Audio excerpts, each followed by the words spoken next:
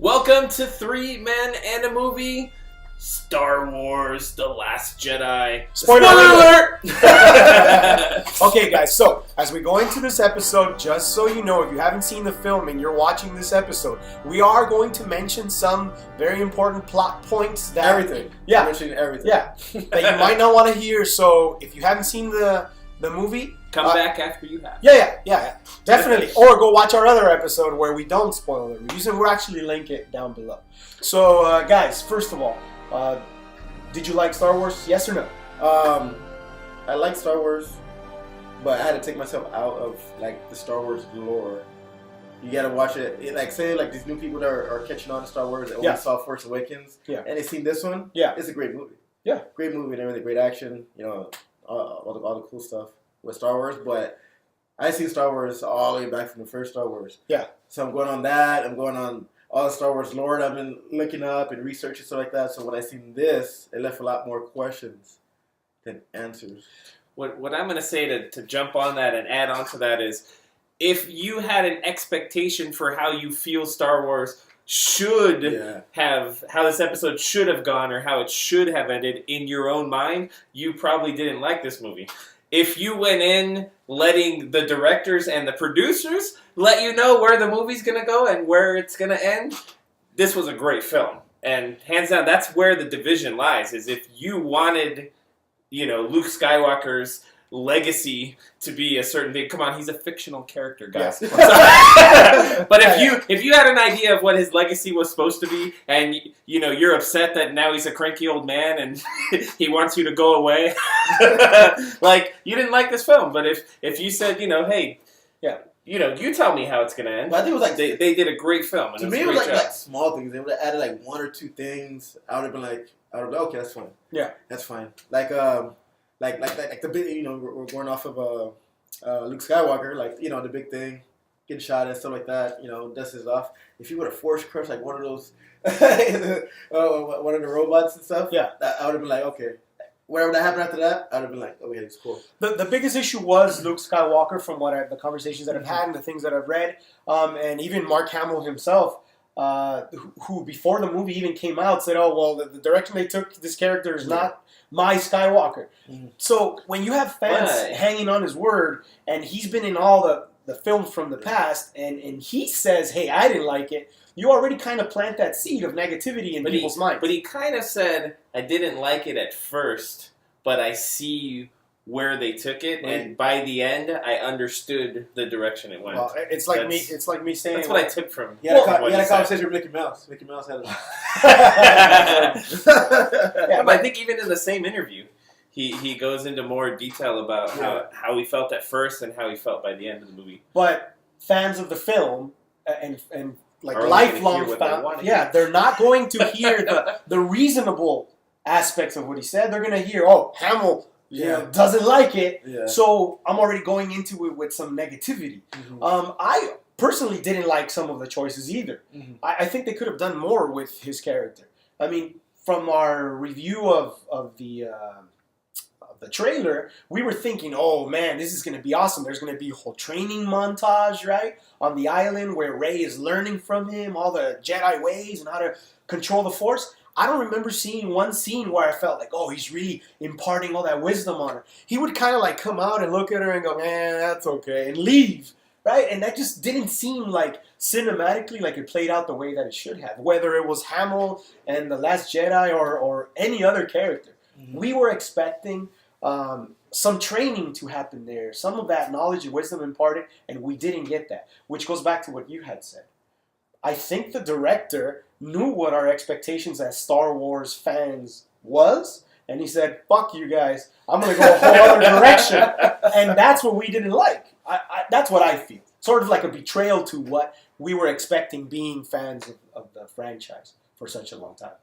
And I'm going to say, why do you go into a film expecting it to go a certain way and being mad when it doesn't? You go into a film letting the director and the producer take you a certain way. Because I wasn't mad. I just had a lot of questions. It was like if all Star Wars all together, like when did like fuel become like like a big thing. This and then Snoke too. Like I understand like the Sith Lord thing is always too.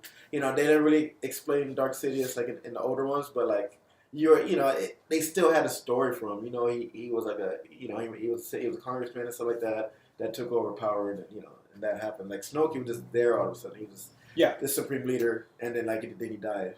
And it was set up. It was set up like They'll come back to it.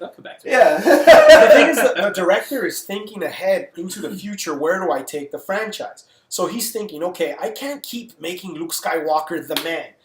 I can't keep having these big dramatic scenes with Princess Leia because then it's like the nostalgia stays with them, and they're trying to make sure that Rey, Poe, and Finn are the main characters of this for the next few years. I think everybody knows it's a big handoff between everybody else, so everybody's slowly getting knocked off, like in each movie and stuff like that. But still, you still got people love Luke Skywalker to the point it's like they waited like years and years and years. Even with Force Awakens, they kind of like teased them, and then this comes up. Like I understand why people are so angry. Well, here's the other thing though. Luke Skywalker as a character versus Han Solo as a character, they don't compare. Luke Skywalker was like a boring little, like wimpy little bitch, right? And Han Solo was like a badass guy. But that's why so you get better juice out of the character than you do. Yeah, but like he matured throughout that first trilogy. Yeah. So now, 30 years later, you expect him to be more evolved version of Luke Skywalker. Well, I felt like he came full circle. Like we knew early on that Skywalker was going to. It looked like he was going to become that hermit type of grumpy old man, and he became like there's this Jedi master and training and shit. And then he came right back around. It was like, oh yeah, well we knew he was going to end up there. We just, I guess, along the way forgot it. Yeah. And Force Awakens was so much better because it was so Han Solo centered, where he was still a badass. He didn't change. He has one direction, and that's it. So I think part of the argument is there too. People wanted to see something that they weren't going to get from a Skywalker character that we definitely got from a Solo character, where he was like throwing those one-liners in there and being kind of an asshole to Finn for a little while, right? And we liked that little banter because that reminded us of how he was an asshole to Luke Skywalker back in the day. The thing was like, it was fine. Like whatever they did with Luke in this movie, I was totally fine with. But his last hurrah wasn't big enough for me. That's the only thing. Yeah, that was the only thing. If he would have did just a little bit more, because like, the whole like hologram thing was, once you saw the hologram, it made me belittle everything else I had right before that. Like if he would have came there in the flesh and did that, then I would have been like, oh, that's super awesome. Yeah, and died that way, you mean? And died that way somehow. I would have been fine with that. But since he did the projection and stuff like that, it was like, okay, it was a hologram. So it took all that steam away from that. He pussed out. That's why. That's Luke Skywalker. But that's why if he would have would have crushed one of those AT things. But do you think he could take all of his energy to project himself and then also crush one of those things? But that's why I'm saying that's the whole point. Like Skywalker's supposed to be the super. Because that's what I got from it. His entire force was to project himself so many planets away. Yeah, I get that. Whatnot, and that's why I get it too. I get it too, but still, it was enough. Yeah.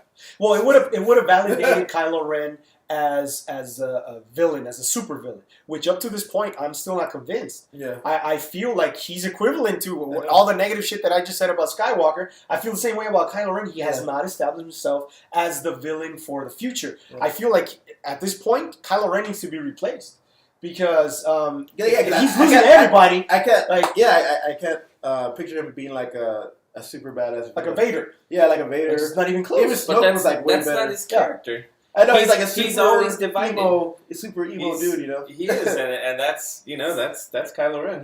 He's always got these issues. He's struggling. Although I thought it was crazy that like they led us to believe that he had gone to help Rey and gone to Rey's side. Yeah. And then it was totally just to replace. Yeah. Yeah. That was great. Yeah. That was that little like, ooh, okay, like that moment, right, where they were gonna have that battle, and he's like, we're looking at his face, and it almost seems like he's about to go into the light, but no.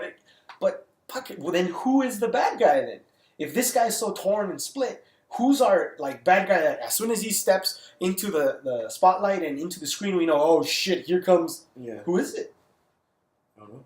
We don't know. Well, I kind of feel like he's gonna go all evil All in? now. Yeah, that's Maybe. the direction I Since see he has it his going. power, like, But I won't be mad if he doesn't. and then like it's funny like once I seen Snoke get killed, it reminded me so much of the Incredibles.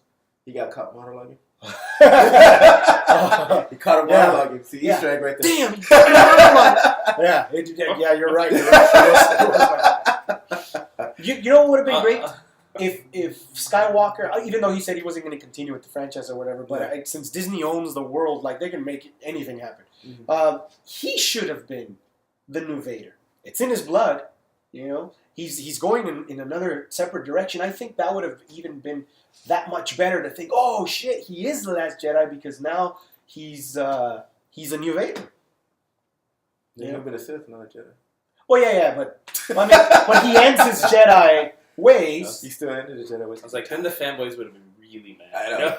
Yeah. I've heard otherwise from some of the fanboys that they I think at this point people will take anything other than what we've got. Oh, yeah, true. We think about the whole like casino thing that they added on. A lot of people didn't like that was on there that they did without that and stuff. I could have done without it in this particular film, but I understand that it was an introduction to a new world that they're going to take us too soon. Mm-hmm. And what about Benicio del Toro's character? I did not like his character, and here's why. His character was not a Star Wars character. His character was the Usual Suspects character. No, but he pushed the story along. It wasn't necessary. I didn't feel it necessary. Like I felt necessary because like the whole movie to me was pretty much just like there's a light dark side. There's like a middle. Even if it showed in that casino planet, like these dealers deal both sides. So it was no I'm all the way here, I'm all the way there. I'm right in the middle. And I think that was the whole point of the movie. Even with Rey, she's more light than dark, but it's still dark in her.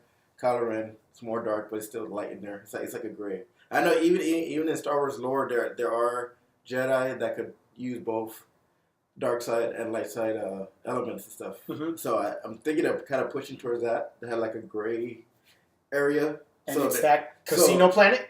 Not that, but it is explained more that like the whole universe is that way. It's either you're this side or that side. Yeah. If you're not in there at all, you're like on the best side. But usually you're going through both light and dark. If you're in there, there's no right or wrong. Well, the film was long, and that whole section in the casino, I think, might have been maybe roughly 20, 25 minutes. That could have been cut out, and it would have made the film go a little bit more fast-paced, and people might be singing a different tune if the film was quicker and less of extra stuff. But any movie that goes like 3 minutes over 2 hours, I think is too long. So it's just people's attention spans nowadays. No, well, if the content is good, I mean, I could watch 3 hour Lord of the Rings, and there's plenty of material to watch because there's a lot of relevant stuff happening in so much of this like magical world that you can't even fit it into 3 hours. You need 6 hours or 9 hours of a 3-part series. But this particular film, I feel, could have been 1 hour and 45 as a transition from Force Awakens to Episode 9, because that's kind of what this episode was. It's a transitional episode. You know, we really don't know what's going to happen in the next one. Yeah. Now, there's one other thing that I believe could have made people upset with the film. It's that the things they led us to believe were going to be interesting about the movie, like the Vader mask floating and, and then who are Rey's parents. Oh, yeah. They were both like nothing. They were him smashing his mask in the elevator, and then, your parents were garbage, they were nothing. Yeah. But there was no... But whether or not that's true, I don't believe it. But I think it is true. But I think people were wanting more from both of those things in the movie, and both of those things went nowhere in this film. Yeah, I think it is true, but hopefully they explain that like this like Anakin was. He was born like through the Force. I'm pretty sure she's like one of those, like kind of like she was born through the Force. They're probably like who's the sweeper kid or something like that. Yeah, and then they're just like jokers, I think this was just another one of Kylo Ren's little tricks where he says one thing and means another. It could be that too. Because she has to have some sort of lineage, some sort of bloodline that makes her so strong with the fucking Force without even knowing that she had it. All of a sudden she could control shit. Even with Anakin was birthed through the Force. Yeah. And that started the lineage. She could start a whole new lineage, thing. Oh well, then I guess that's a possibility. So then, who's the Sweeper Kid's parents? Well, yeah. Well, it has shown us more force sensitive people out there. That's all it showed pretty much. And it's like a rising. It could be a new rising from the resistance. That was showing that. All right. So that has been another edition of. He cut us off for it. 3 Men and a movie.